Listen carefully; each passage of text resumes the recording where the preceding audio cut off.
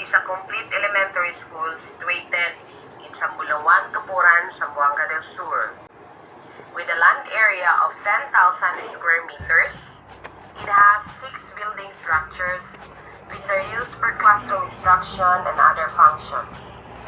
It is categorized as small school with 8 teachers, 6 of which are teacher 3 and 2 are teacher 1. It is headed by a full-fledged elementary school principal.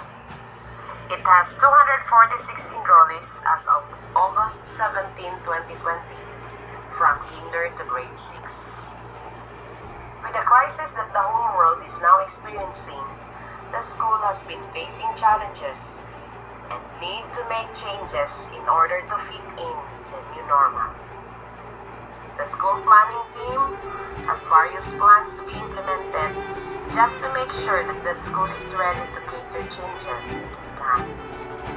The LCPIR, or the Learning Continuity Plan Implementation Roadmap, is formed as the blueprint of the school in the implementation of some changes in line with the protocols to be observed this time. Modification in the facilities and equipment are evident in the school, like the presence of washing stand near the school entrance gate, holding area for the waiting parents during the distribution and retrieval of modules, various signage to clearly direct parents where to go and what to do if they are inside the school campus, health essentials like alcohol, face mask, face shields, thermal scanner, foot bath, and many others are provided through the MOE and are used during the orientation of parents as well as during the distribution and retrieval of modules by the parents come October 5, 2020. Classrooms prepare facilities and equipment that will suit the needs of the learners and parents, like various waste bins that will be used in collecting rubbish, alcohol as disinfectant, foot bath as they enter the rooms, and plastic cellophane that will be used as barrier during the distribution and retrieval of modules. The school has Ayaw mo kaulaw niya, no? Ayaw mo kahadlok. Kaya doon lagi tayong mga problema. Lagi tayong mga problema kay wala man tamaan natin yung trabaho agad. No? Karoon naman yung nahitabo tungod ang pandemic. Kung wala ni, balik na ka sa normal. So ang mga teachers yun ta mo yung magtudlo. Karon kamo magitawag ang mga parent teacher.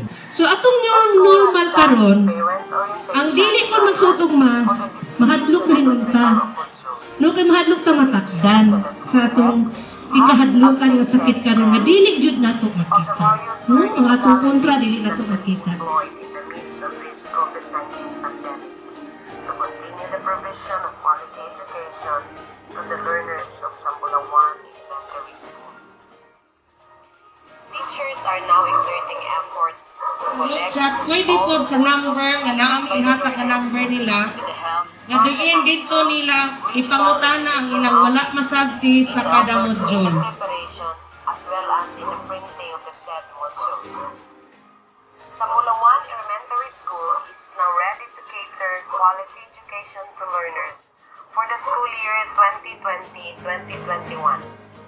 To our parents, whom I know are still have doubts and questions in their hearts on how they will help facilitate learning to their children, we will work hand in hand for this endeavor.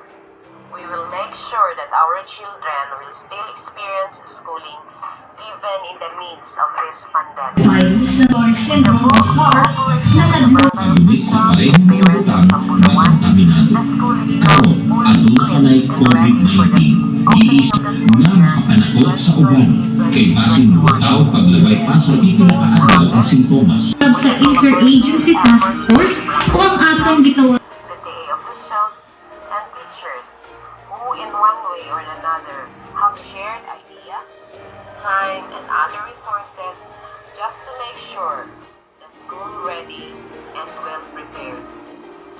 Special thanks to the barangay captain, Honorable Stanislao Cabo, to the PTA President Most Honorable Ramil Buntag na. Bugtagpod! Nabuli ko sa modyo. and to all teachers who share their expertise in making these things possible.